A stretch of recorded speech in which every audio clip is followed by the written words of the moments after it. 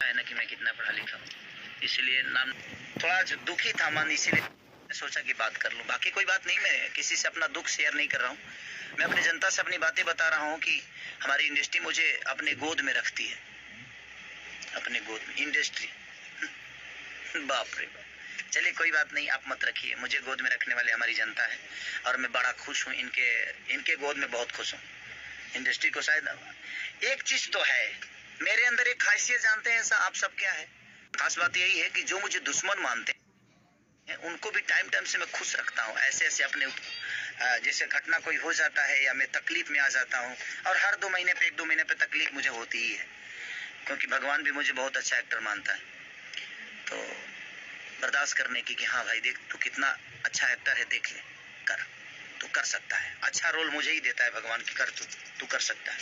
तो मुझे दुख नहीं है और मैं अपने